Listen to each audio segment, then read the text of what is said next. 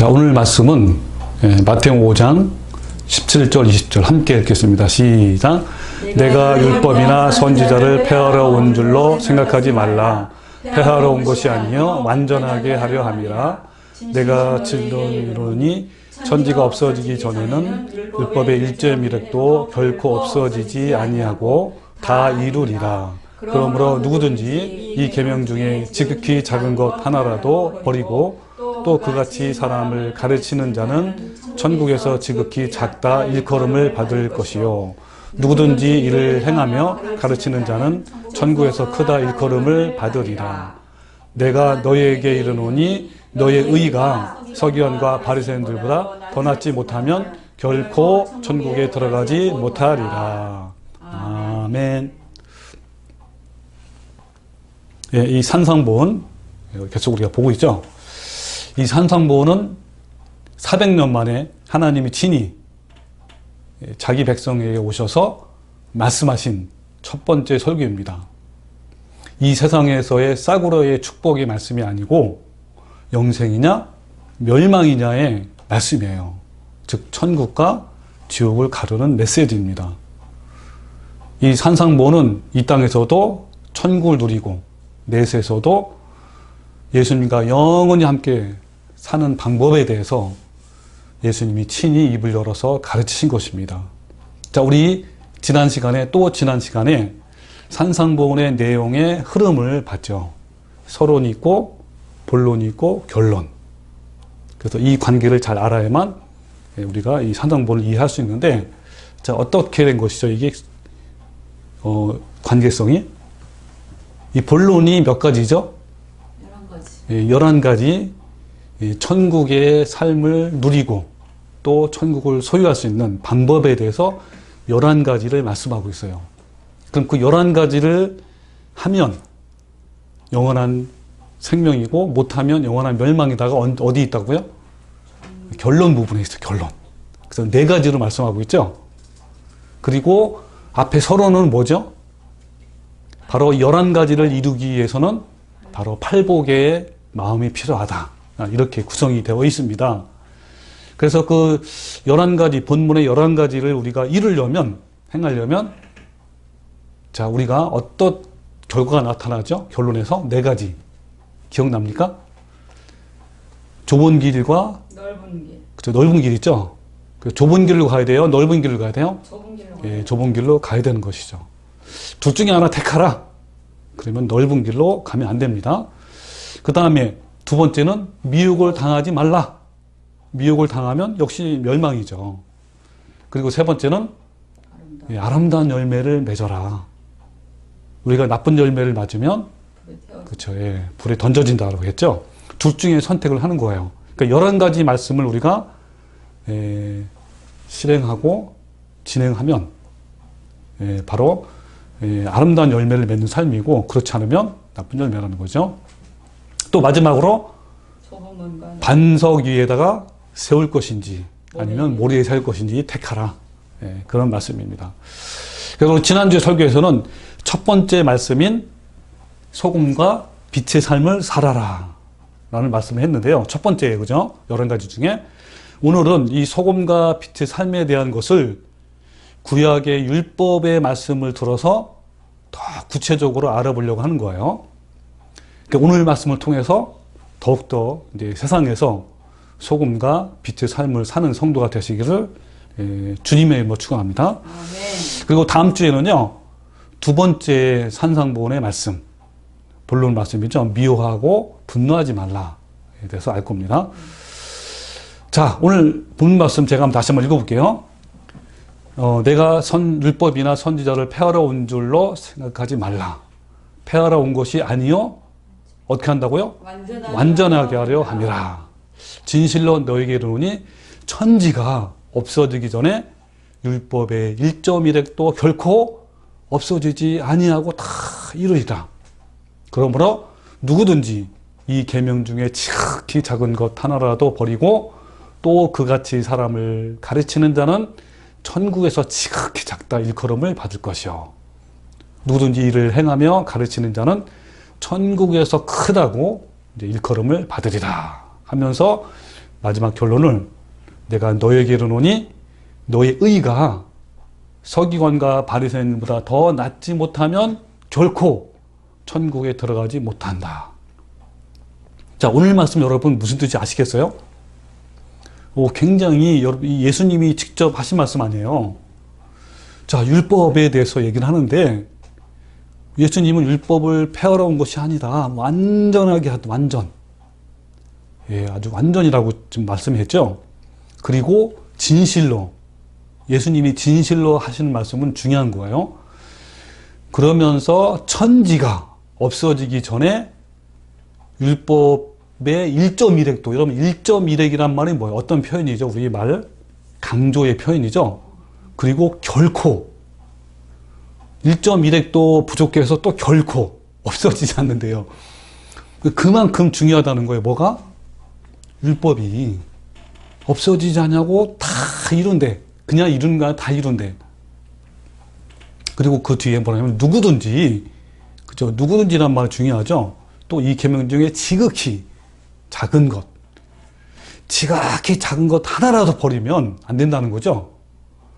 지금 예수님이 어마어마하게 강조하고 있는 거예요. 모든 표현을 다 활용하는 것 같아요. 내가 보기에는 이만큼 중요하다라는 거를 모든 언어의 표현을 다 활용한 거예요.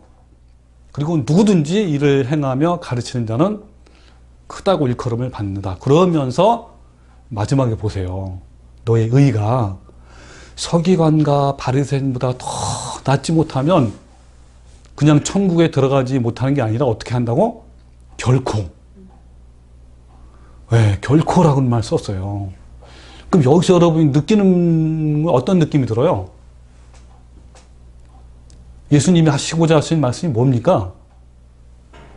그죠? 결코 율법을 폐한 것이 아니고 완전하게 하고 그리고 다 이룬다.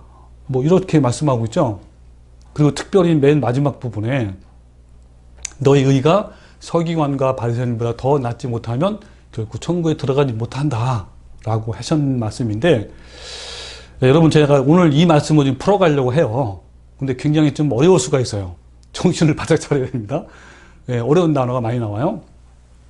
자, 이 당시에요, 이 서기관이나 이 바리새인들이 율법의 행위, 오늘날로 말하면 신앙생활을 열심히 하는 것은 정말 대단했어요. 현재 신앙생활을 열심히 한다는 그 어떠한 교인들과는 비교도 안 됩니다. 이들은요, 일주일에 금식을 2번 했고, 오늘날로 말하면 주일을 철저히 지키고, 또 구제나 전도나 11조를 얼마나 열심히 철저하게 했는지, 그리고 그들은 날마다 기도와 또 말씀을 연구하는 것과 또 그 말씀을 백성에게 가르친 일을 한 거예요. 또 이들은요, 하나님이 돌판에 새겨주신 십계명 얼마나 철저히 지키는지요. 그러니까 율법적인 열심, 오늘날로 말하면 신앙생활입니다. 율법적 열심이 율법사나 바리새인들보다 더 낫지 못하면 결단코 천국에 들어가지 못한다라고 말씀한 거예요. 누구한테? 우리들한테. 그죠? 결론적으로 말하면 뭐예요? 서기관과 바리새인보다 더 율법을 지키지 못하면 결코 천국에 못 들어간다고. 그러니까 더 잘 지키라고 한 거지, 지금 율법을. 여러분, 그 산상본에는요, 이와 같이 정말 무서운 말씀이 많이 나와요. 오늘 본문 말씀에도 진짜 율법사나 바리새인보다 더 낫지 못하면 결코 그죠? 천국에 못 따라간다고 분명히 말씀하잖아요. 여러분, 이 예수님은 이 말씀을 그냥 농담으로 또는 겁을 주거나 협박하기 위해서 하신 말씀이에요? 전혀 아니에요. 말씀 그대로 우리의 의가 율법사나 바리새인보다 낫지 못하면 결단코 천국에 못 따라간다고 말씀하신 거예요. 여러분, 한 번 구원은 영원하다라는 교리를 믿는 교인들은 특히 산상보훈의 말씀을 읽을 때 어떤 마음으로 읽을까? 저는 굉장히 궁금하기도 해요. 지금 현 상태에서. 사실 너무나 많잖아요. 그냥 읽기는 무서운 말씀들이. 저도 옛날에 그 한 번 구원은 영원하다는 교리를 믿고 있으면서 이 산상보훈과 같은 말씀을 읽을 때 마음을 굳게 닫아요, 이렇게. 때로는 무시하면서, 때로는 나는 아닐 거야. 나는 참 잘하고 있어.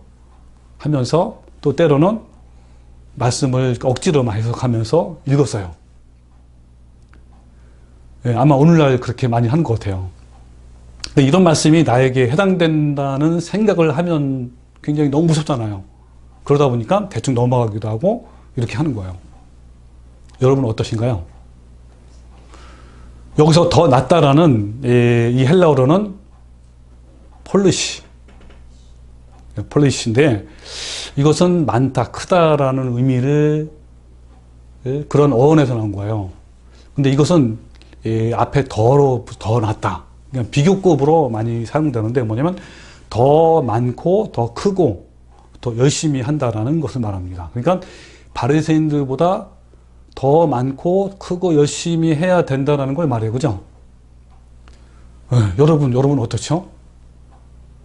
여러분은 서기관과 바리새인들보다 의가 더 많은가요? 십계명을 더 잘 지키고 있는가요? 기도와 11조, 전도, 구제, 예배 참석, 말씀 연구, 또 말씀 강의하고 설교하는 거 등등 더 많이 하고 열심히 하고 있나요? 여기 보세요. 그렇지 않으면 결코 천국에 못 들어간다고 말씀하잖아요. 그런데 제가 결론을 오늘 이 말씀을 풀어갈 건데 결론적으로 말씀을 드리면요. 진리를 알고 좁은 길로 가는 사람은 진짜 이들보다 더 의가 낮고 더 많고 더 크고 더 열심히 해요. 오늘 이 부분을 집중적으로 알아볼 겁니다. 그리고 앞에 나온 말, 내가 선지자나 선지자를 폐하러 온 줄 생각하지 말라. 폐하러 온 것이 아니여 완전하게 하려 함이라 그랬죠. 또 천지가 없어지기 전에 율법의 1.1획도 없어지지 않는다고 다 이룬다 그랬잖아. 이 말씀도 오늘 다 풀릴 겁니다. 그래서 오늘 약간 좀 공부를 해야 돼요. 그리고 조금 더 길 수도 있는데 으쌰으쌰 참고 잘 들어봅시다. 여러분 먼저 율법이 뭐냐를 알아야 됩니다. 율법의 역할이 두 가지 역할이 있는데 오늘 제가 특히 말씀드리는 부분은 로마서에서 많이 제가 뽑아왔습니다. 지금 제가 따로 로마서 지금 강의를 지금 유튜브에 올리고 있는데 나중에 그걸 참고하면 굉장히 도움이 됩니다. 그래서 율법 역할이 첫 번째 역할은요, 소극적 역할을 합니다. 로마 3장 20절에 보면 이는 율법은 모든 입을 막고 온 세상으로 하나님의 심판 아래 있게 하려 함이라. 뭐가? 율법이. 그러므로 율법의 행위로 그의 앞에 의롭다 하심을 얻을 육체가 없나니 율법으로는 죄를 깨달음이라 라는 말씀이 있어요. 여기 보면 율법의 행위로는 정말 그의 앞에 의롭다 하심을 얻을 육체가 한 명도 없어요. 그러면서 율법으로는 죄를 깨닫는다. 여러분 율법이 613가지가 있어요. 근데 분류하면 두 가지 형태로 딱 분류가 돼요. 하나는 의식적 율법. 이것은 제사법을 말합니다. 그러니까 속죄제, 속건제, 번제 이런 것들, 의식들을 말하는데 그 다음에 두 번째는 도덕적 율법이 있어요. 이것은 대표를 하는 것이 바로 십계명입니다. 그리고 로마서에 나오는 율법은요, 거의 대부분 도덕적 율법을 말해요. 그러니까 여기서 뭡니까? 십계명을 통해서 범죄를 드러내고 그 범죄로 심판을 받고 사망이라는 것을 알려주어서 깨닫게 한다는 것이 바로 율법이라는 거예요. 그래서 어떤 목사님은 율법을 뭐라고 부르냐면 사망 고지서다. 또 심판 고지서라고 합니다. 그러니까 율법을 딱 갖다 대면, 십계명을 딱 갖다 대면 죄로 다 드러나요. 너는 이러이러한 죄를 졌어. 너는 이 죄로 말미암아 사망 선고를 하는 거예요. 심판을 받을 것이다. 그래서 사망 선고서라고. 여기서 모든 입을 막고라는 말은 이 막고가 헬라어로 플라소. 이것은 보호하다, 방어하다라는 뜻인데 사람이 다른 말을 하지 못하도록 입을 다 봉쇄를 하는 그런 의미를 말해요. 그러니까 나에게 죄가 무엇인지를 율법은 정확하게 알려준다는 거예요. 그래서 죄를 깨닫게 하는 역할을 하는 겁니다. 여러분 특히 로마서 7장은요. 율법을 통하여 죄인임을 깨닫게 하는 과정과 그 죄로 인해서 탄식하는 과정을 바울이 친히 경험한 것을 간증하는 말씀이에요. 이 말씀이. 자, 7절에 이런 말씀이 있어요. 그런즉 우리가 무슨 말 하리요? 율법이 죄냐? 그럴 수 없느니라. 율법으로 말미암지 않고는 내가 죄를 알지 못하였으니 곧 율법이 탐내지 말라 하지 아니하였더라면 내가 탐심을 알지 못하였으리라 그랬습니다. 이 말씀이 뭐냐면 바울이 이제 자기의 경험한 것을 간증하는 거예요. 10계명 중에 율법의 대표가 10계명이라고 했죠. 그죠? 10계명 중에 10번째 계명을 들어요. 이 10번째 계명이 뭐냐면 내 이웃을 탐내지 말라. 이 말씀을 통해서 10번째 계명을 통해서 본인이 이 탐심이라는 게 죄이고 죄로구나. 이걸 깨달았다. 그 얘기를 한 거예요. 그게 범죄라는 것을. 그러니까 무슨 말이에요? 만약에 10계명에서 율법에서 탐심은 죄라고 고지하지 않았더라면 자기도 물론 마찬가지지만 다른 사람들도 탐심은 죄라고 여기지 않았을 것이다 라는 거예요. 왜냐하면 여러분 이웃 것을 탐심한다는 것은 실제로 갈취하거나 도둑질하는 거나 이런 게 아니잖아요. 그죠? 그래서 사람들이 그냥 탐심한 거 그냥 마음으로 저 갖고 싶어. 저 훔치고 싶어. 이거를 탐심, 죄라고 여기지 않는단 말이에요. 근데 여기서는 뭐라 그랬죠? 탐심은 그것도 죄라고 이제 한 거다. 이런 얘기를 하는 거예요. 그래서 바울은 이전에는 율법을 지켜야 구원을 받은 줄 알았는데 이제 율법의 역할을 알게 됐다. 얘기를 한 겁니다. 자, 두 번째 역할은 뭐냐면 적극적 역할을 해요. 율법이. 정말 어마어마한 역할을 합니다. 자, 그 말씀이 갈라디아 3장 24절인데 이같이 율법이 우리를 그리스도께로 인도하는 초동교사가 되어라는 말씀이 있어요. 이 초동교사를 그 전에는 뭐라 그러냐면 몽학선생이라고 그랬어요. 이 초동교사를 헬라어로 말하면 파이다고고스. 근데 이 파이다고고스는 이 몽학선생이나 초동교사처럼 가르치는 자가 아니에요. 길을 잘 모르는 꼬마아이, 어린아이를 학교까지 데려다 주고 또 집으로 데려다 주는 종이야, 종. 그런 역할을 하는 거예요. 가르치는 게 아니란 말이에요. 근데 우리나라의 성경이 좀 잘못 번역이 된 거죠. 즉, 율법은 죄인을 예수님께로 데려가 주는 역할을 합니다. 그럼 율법이, 자, 우리 죄인임을 자각했잖아요. 그죠? 자각해서 예수님께 데려가다 두면 어떻게 될까요? 그게 이제 로마서 7장 4절.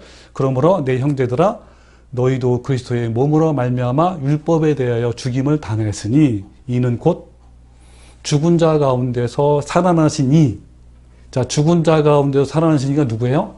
예수님께. 그러니까 예수님께로 가서 우리가 하나님을 위하여 열매를 맺게 하람이라 그랬어요. 자, 어때요? 율법이 우리를 어디로 데려간다고요? 예수님께로 데려가, 그죠? 그럼 예수님으로 말미암아 열매를 맺게, 하나님에 대해서. 자, 그러면 어떤 열매를 맺게 하는지 계속 간증을 한번 들어봅시다. 바울의 간증. 자, 9절에 뭐라 하냐면 전에 율법을 깨닫지 못했을 때는 내가 살았더니 계명의 이름에 죄는 살아있고 나는 죽었도다. 또 11절에 죄가 기회를 타서 계명으로 말미암아 나를 속이고 그것으로 나를 죽였는지라. 이건 뭘 말하죠? 죄로 말미암아, 그죠? 괴로움을 말하는 거죠. 내 마음이 막 괴롭다. 나는 죽었다. 뭐 이런 식으로 하면서 그러면서 이 표현을 극적으로 나타내는 게 22절이에요. 내 속사람으로는 하나님의 법을 즐거워하되 내 지체 속에서 다른 한 법이 내 마음의 법과 싸워 내 지체 속에 있는 죄의 법으로 나를 사로잡아 오는 것을 보는도다. 그러면서 오라 나는 곤고한 사람이로다. 이 사망의 몸에서 나를 누가 건져내라. 탄식하는 거예요. 뭐 때문에? 죄 때문에. 이와 같이 사도 바울처럼 율법인 이런 십계명을 통해서 죄인임을 깨닫고 괴로워하는 사람들을 예수께로 인도하여 하나님을 위해서 열매를 맺게 합니다. 그래서 사도 바울은 결론적으로 열매를 맺어요. 자, 8장 1절 보면 그러므로 이제 예수 그리스도 안에 예수 안에 있는 자들에게는 결코 정죄함이 없나니 이는 그리스도 예수 안에 있는 생명의 성령의 법이 죄와 사망의 법에서 너를 해방하였으므라 라고 했습니다. 자, 이걸 통해서 어떤 열매를 맺느냐? 여러분, 이 부분에 대해서 나중에 이제 로마서 강의할 때 자세히 이제 알아보려고 하는데요. 이 율법의 이 두 번째 역할은요, 바로 우리가 이 옛사람, 탐심과 정욕이죠. 살아있는 것을 증명하고, 그래서 우리를 어떻게 해요? 이걸 뭐라고 부르죠? 사망 선고라고 그러잖아요. 그죠? 사망 선고를 고지합니다. 그죠? 너는 사망이다라는 것을. 그러면 우리는 어떤 마음이 되죠? 사도 바울처럼 파탄된 마음으로 누구한테 갑니까? 예수님께로 가까이 가게 돼요. 가까이 가게 되면 예수님의 아름다운 열매를 맺게 돼 있어요. 예수님의 성품이에요, 이게. 그래서 로마 3장 21절에 이제는 율법 외에 하나님의 한 의가 나타났으니 율법과 선지자들에게 증거를 받은 것이라. 곧, 그러니까 뭐냐면 율법 외에 하나님의 하나의 의가 나타났어요. 그 하나의 의가 뭐냐면 곧 예수 그리스도를 믿음으로 말미암아 모든 사람에게 미치는 하나님의 의인이 차별이 없다. 그러니까 율법 외에 하나님의 하나의 한 의가 나타나는데 누구라고 이게? 예수님으로 말미암는 의예요. 그러니까 율법은 사망 고지서인데 이 율법 외에 하나님의 한 의가 나타났단 말이에요. 그 의는 바로 하나님에 대한 예수님의 의를 말합니다. 이 부분을 뭐 다 또 설명하려면 시간이 많이 가니까 로마서 이미 강의에 자세히 올려 있습니다. 생략하고요. 어쨌든 우리는 죄사함을 받고 구속을 받았지만 율법, 그러니까 십계명이죠. 십계명을 통하여 여전히 우리 마음속에 내면에 탐심과 정욕이 그대로 살아있어서 심판받을 죄인임을 깨닫게 돼요. 뭘 통해서? 율법을 통해서. 그래서 우리는 예수님의 십자가라고 와서 탐심과 정욕을 날마다 못 받고 하나님께 열매를 맺는 거예요. 열매. 이 열매가 무슨 열매요? 예수님의 성품이란 말이에요. 이것이 바로 적극적 역할이라는 거예요. 자, 다시 정리하면 가장 복이 있는 사람은요, 율법을 통해서 나의 악한 본성을 늘 깨닫고 그리고 상한 심령으로 통회하면서 예수님의 십자가로 나가는 자예요. 그럼 나가면 어떻게 돼요? 이때 하나님이 사랑이 내 마음에 부어져서 그 사랑의 힘으로 탐심과 정욕이 밀려나가고 성령님의 아름다운 열매를 예수님의 성품을 조금씩 맺기 시작한다는 거예요. 여기서 맺히는 성령의 9가지 열매가 뭐였죠, 우리가? 그렇죠. 갈라디아서 5장 20절 나오죠. 오직 성령의 열매는 사랑, 희락, 화평, 오래 참음, 자비, 양선, 충성, 온유, 절제라고 했습니다. 자, 이 과정이 로마서 8장 3절에 뭐라고 나타나냐면 잘 보세요. 연결 한번 시켜보세요. 8장 3절. 율법이 육신으로 말미암아 연약하여 할 수 없는 그것을 하나님은 하시나니 곧 죄로 말미암아 자기 아들을 죄 있는 육신의 모양으로 보내어 육신의 죄를 정하사. 자, 그 다음 잘 보세요. 정하사. 육신을 따르지 않고 그 영을 따라 행하는 우리에게 율법의 요구가 이루어지게 하려 하심이라 그랬어요. 이게 무슨 말이죠? 그러니까 앞에 있는 말씀 뭡니까? 우리가 죄사함을 받았어요. 예수님을 믿고 죄사함 받고 영접했단 말이에요. 자, 그러면 뭡니까? 그 뒤에 나오죠. 육신을 따르지 않고, 그런 사람이 육신을 따르지 않고 그 영이 성령이에요. 그 성령을 따라 행하는 우리에게 율법의 요구가 이루어지게 하려고 했다 그러죠. 그러니까 우리가 구속받은, 우리가 죄사함 받고 예수 영접하고, 그죠? 그런 사람이 육신을 따르지 않고, 그러니까 우리도 어때요? 죄사함 받고 나서, 구속받고 나서 육신을 따라갈 수도 있고, 어떻게 할 수도 있어요? 성령을 따라 행할 수도 있잖아요. 근데 여기서 보면 육신을 따르지 않고 성령을 따라 행하는 우리에게 율법의 요구가 이루어지게 했대요. 자, 여기서 율법의 요구는 뭘까요? 그래서 여러분, 이 갈라디아서 5장 16절 이런 말씀 있죠. 이거부터 볼까요?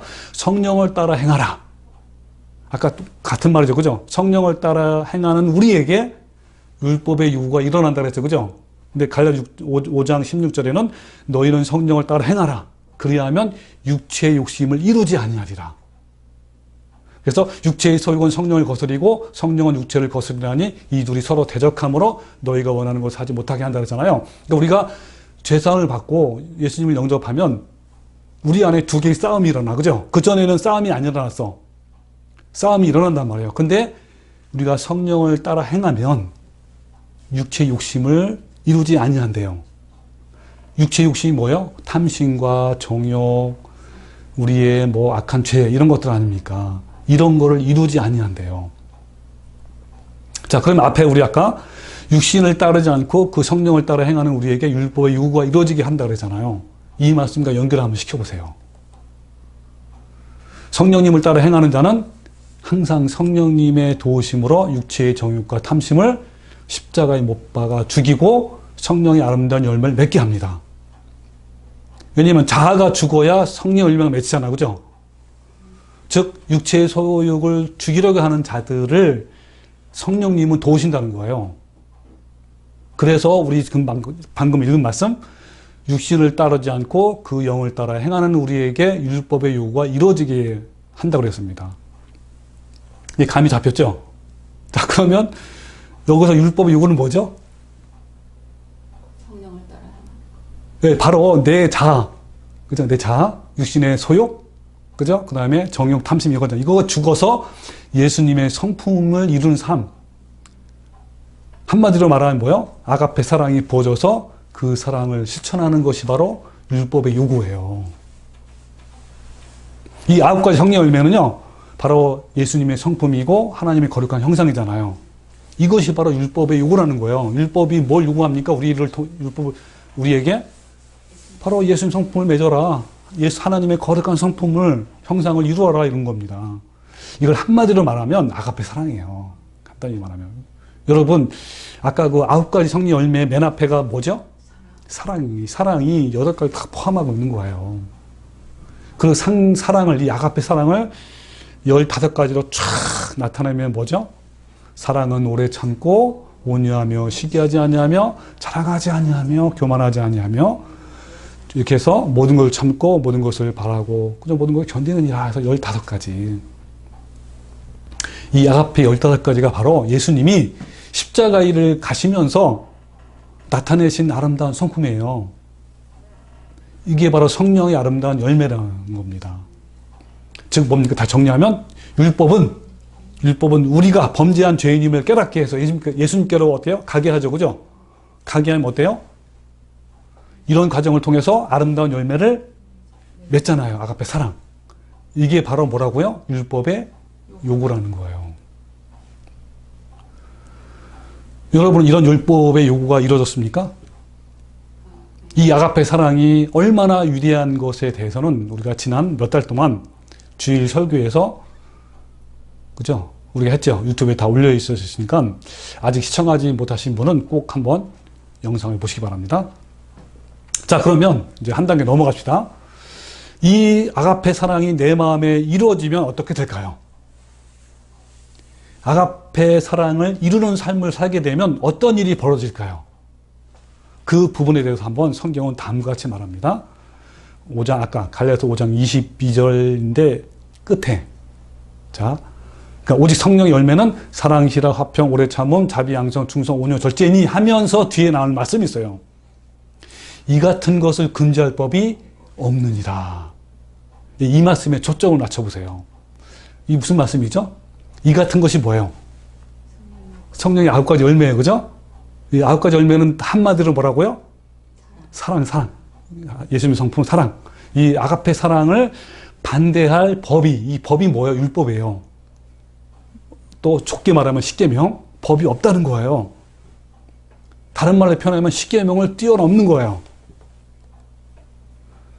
우리가 아가페 사랑의 성품을 이루면, 율법의 요구를 이루면, 그 뜻이죠? 율법을 뛰어넘는 성품의 사람으로 변하는 겁니다. 이것이 율법의 완성이에요. 율법을 통해서 죄인임을 깨닫고 예수님을 만나서 예수님의 아름다운 성품을 맺으면 율법의 요구를 완전히 이루잖아. 그죠? 그러니까 어때요? 오늘 본문 말씀이 여러분 좀 이해되는 거죠? 자, 오늘 본 말씀이 뭐냐면 이거죠. 내가 선지자나 율법이나 선지자를 폐하러 온 줄 생각하지 말라.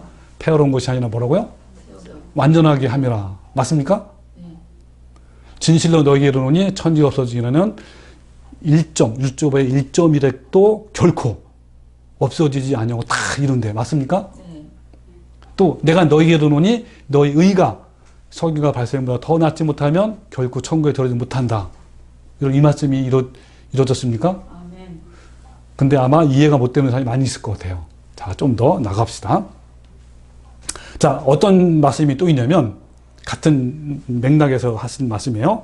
마태복음 22장 30절에 예수께서 이르시되 내 마음을 다하고 목숨을 다하고 뜻을 다하여 너 주 너의 하나님을 사랑하라 하셨으니 이것이 크고 첫째 되는 계명이고 둘째도 그와 같으니 내 이웃을 내 자신과 사랑하라.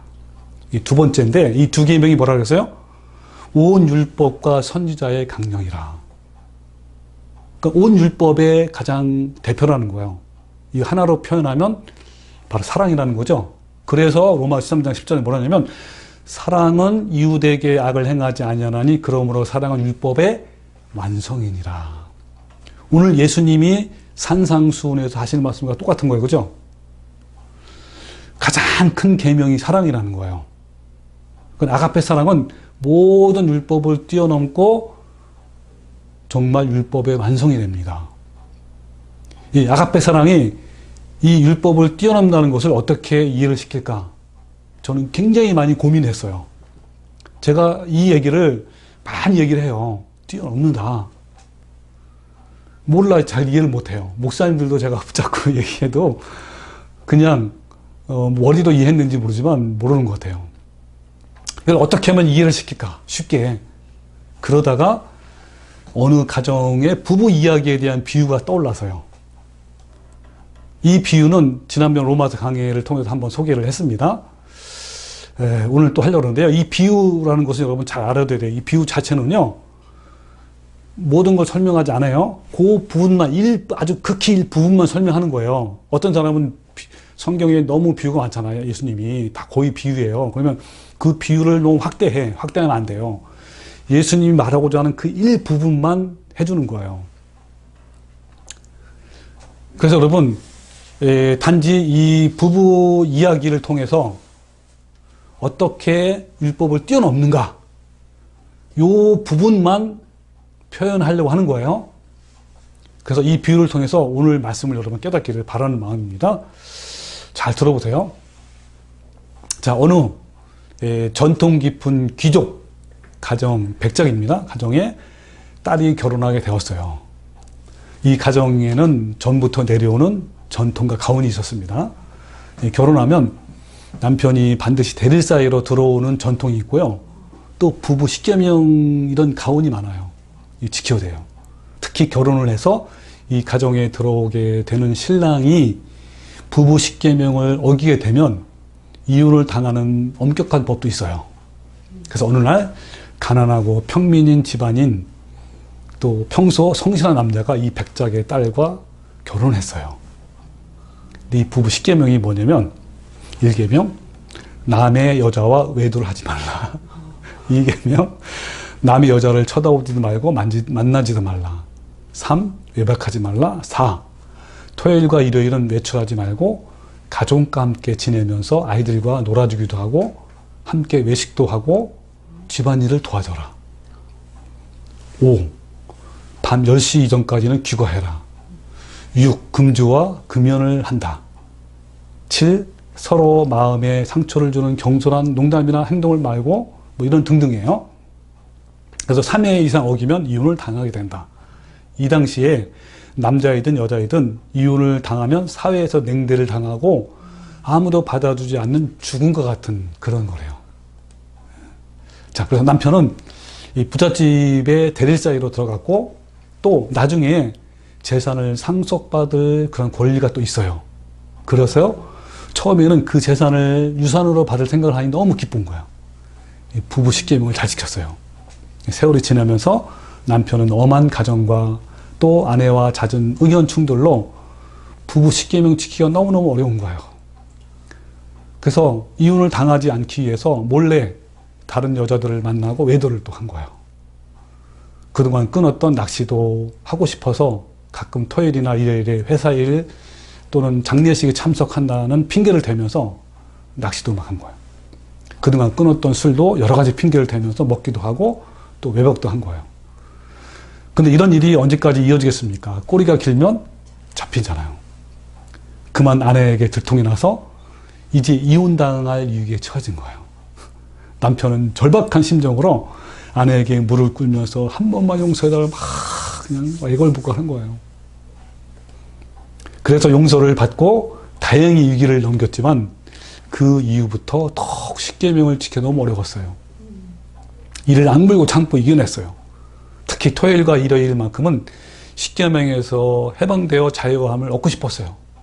그런데 이날은 꼼짝없이 가정에서 만나고 싶지 않는 이 장인과 또 장모님을 만나야 되니까 얼마나 너무 괴로운 거죠. 십계명을 지키는 것이 어려웠지만 이제 어떤 생각이 떠올랐냐면 앞으로 이 큰 재산이 나에게 돌아온다는 생각하니까 또 참기도 한 거예요. 또 때로는 기쁘기도 해요. 성취감도 있으니까. 저같이 어른들과 아내에게 잘 보이기 위해서 더 성실하게 십계명을 지키며 때로는 자랑스럽게 생각도 한 거예요.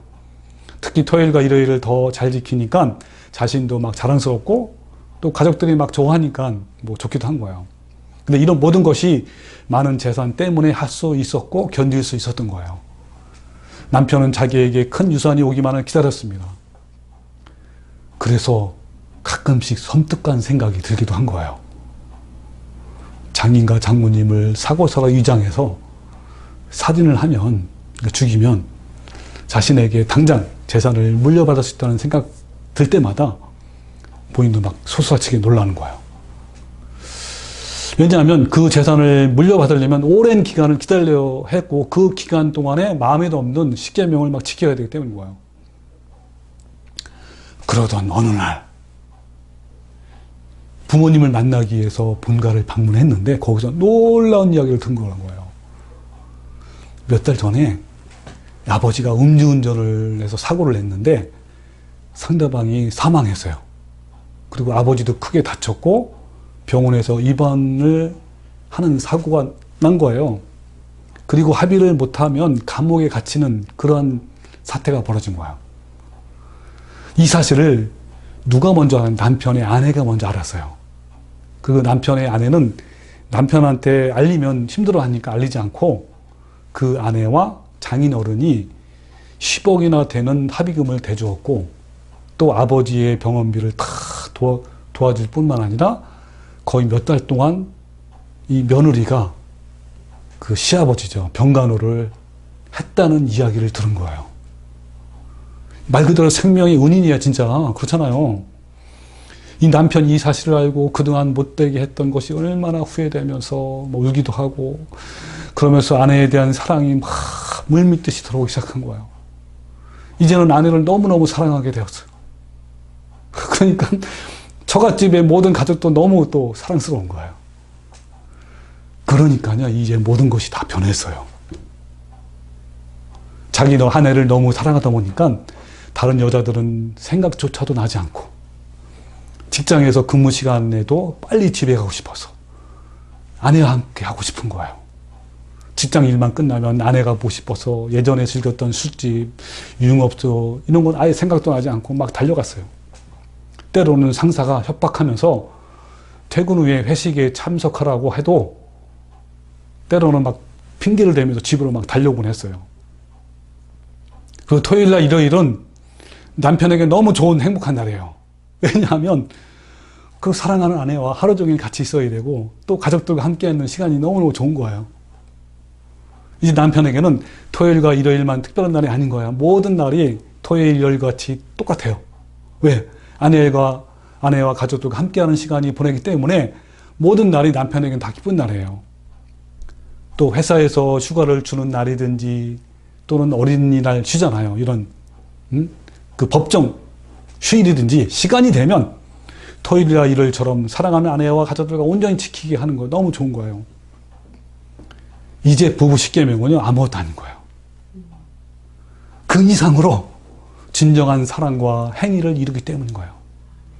오늘날 모든 가족들 앞에서 그 안에는 십계명에 든 종이 각서 있잖아요. 그걸 딱 손으로 잘게 막 찢어버리고 불 탁 태워버렸어요. 이제 십계명은 필요 없게 된 거예요. 아니 이제는 십계명이 아무 의미도 없는 거예요. 왜요? 십계명을 이미 뛰어넘었기 때문에. 이제 십계명에서 진정으로 자유함을 얻게 된 거예요. 이 자유함을 체험해보지 못하면 그건 누가 알 것인가? 이제 토요일을 특별히 지키는 것에 대해서 자유함을 얻은 거예요. 일을 지키는 것에 대해서 자유함을 얻은 거예요. 십계명에 매여있는 남편들이요, 토요일과 일요일에 매여있는 남편들이요, 이 자유함을 아는가? 다른 여자의 유혹으로부터 자유함을 아는가? 이 세상의 즐거움과 술 취함, 도박 등에서 자유함을 아는가? 이 부부는 행복하게 오래오래 살았대요. 자, 여기까지 자, 비유를 들어서 설명을 했는데 이거 좀 이해가 됩니까? 네. 예. 사실 이 아가페 사랑은요, 이 머리로 이해가 되는 것이 아니고 체험을 해야 알 수 있는 거예요. 이 부패한 자아가 깨어지고 부서지고, 그래서 하나님의 사랑이 내 마음에 부어지고, 그래서 그 사랑으로 이렇게 할 때 이게 진짜 알 수 있는 거예요. 제가 아는 목사님과 사모님이 계시는데 이분들은 안식일 계통의 교회 목사님이세요. 이분들은 율법 중에 특히 안식일을 지키는 것을 매우 강조하고 안식일에 묶여있는 삶을 살고 있어서 매우 안타까워요. 이분들은 사랑의 성품을 이루기 위해서 십계명을 지켜야 한다고 또 이렇게 믿어요. 그러니까 사랑의 율법이 완성이고 그 율법을 뛰어넘는 것이라고 설명해도, 그 안식일을 뛰어넘는 설명해도 이해가 못하는 거예요. 왜냐하면 진리를 모르기 때문이에요. 여러분, 완전하고 영원하고 위대한 아가페 사랑이 부어져서 그 성품으로 삶을 산다면 율법은요, 부분적이고 초등학문이고 몽학선생이고 낮은 수준이라는 것을 저절로 알게 돼요. 그래서 자연적으로 율법 같은, 특히 안식일 지키는 것, 이것은 어린아이 같은 낮은 수준이기 때문에 버리게 돼요.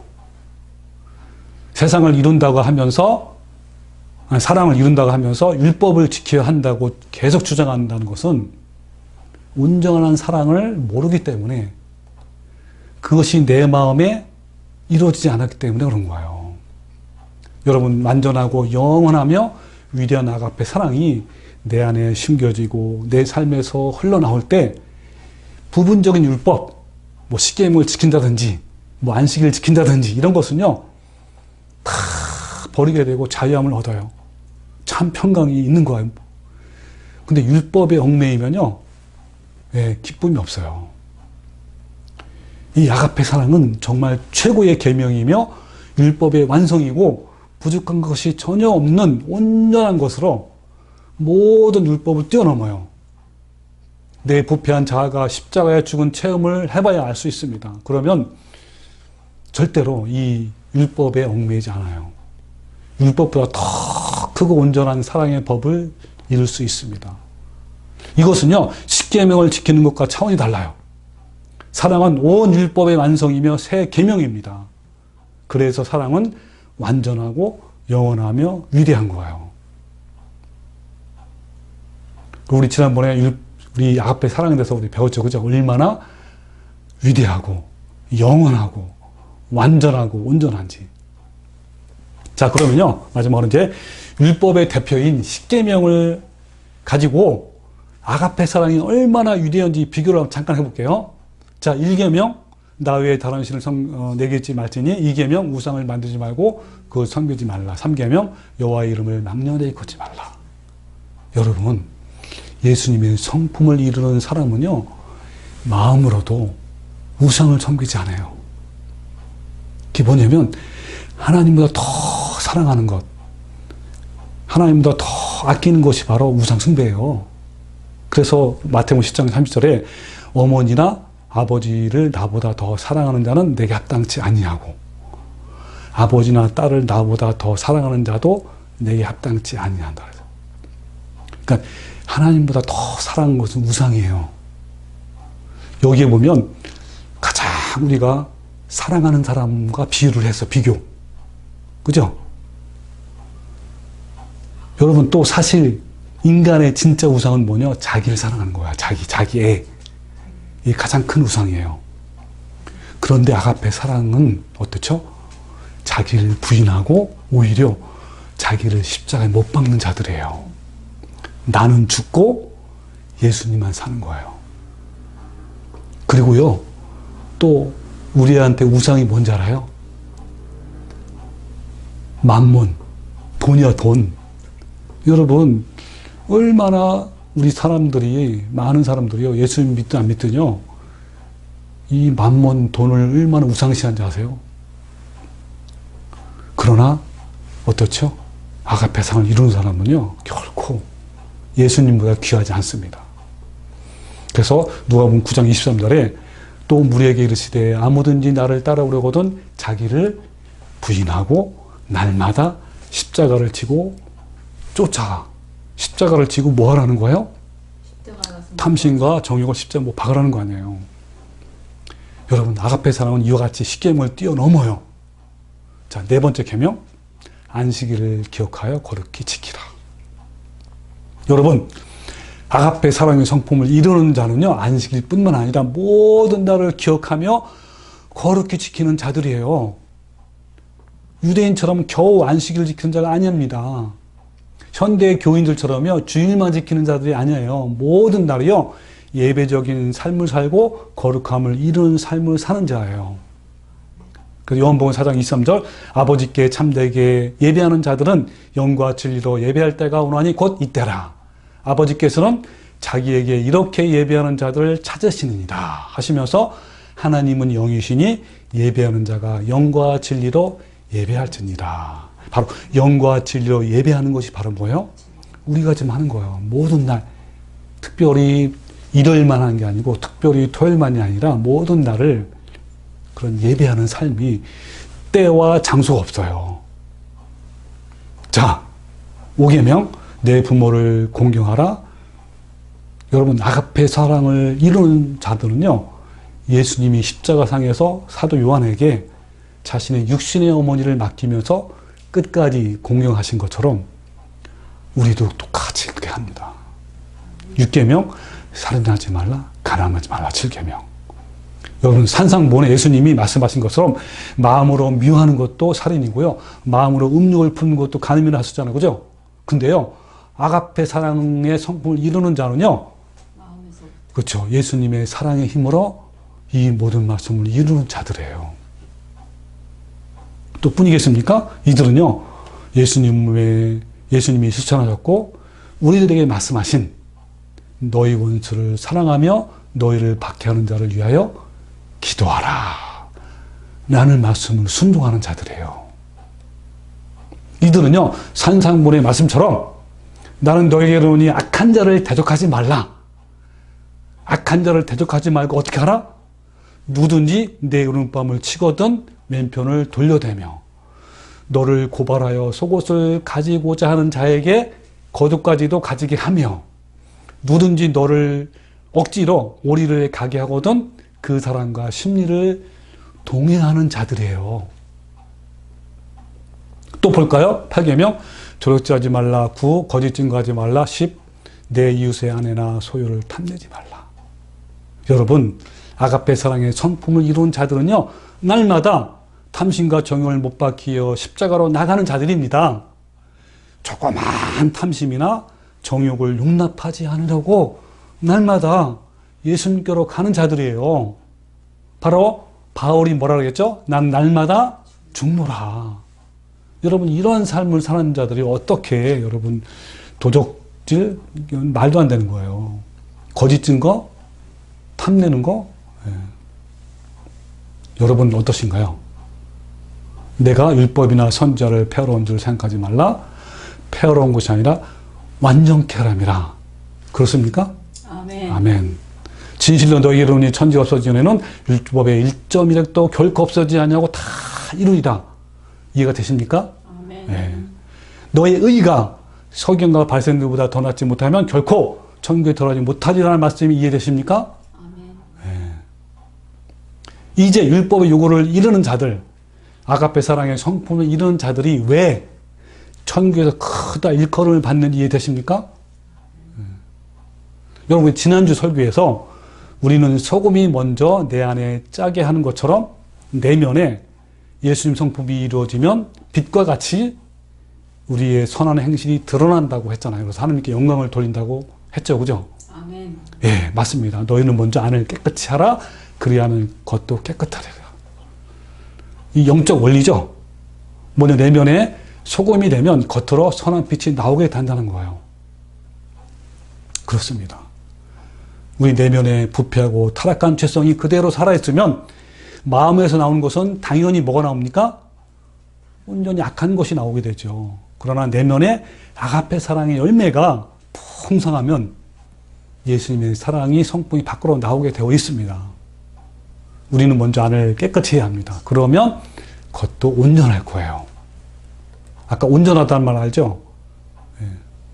여러분, 먼저 상하고 통회하는 마음으로 주님께 나아가서 아가페 사랑의 부으심을 받고 새 사람을 입으십시오. 그리하면 율법을 뛰어넘는 삶을 살아서 선하고 아름다운 행위가 밖으로 흘러나와서 주위에 있는 사람들을 하여금 하나님께 영광을 돌리게 할 것입니다. 그러나 소금이 맛을 잃으면 밖에 버려져서 이 세상에도 비참한 삶을 살고 하나님의 심판으로 영원한 형벌을 받게 될 것입니다. 여러분, 당장 선택하십시오. 여러분, 오늘도 예수님으로 말미암아 산상본의 말씀을 온전히 이루어서 이 땅에서도 천국을 누리고 내세에서도 천국을 소유하는 성도가 되시기를 주님의 이름으로 축원합니다. 아멘. 아멘.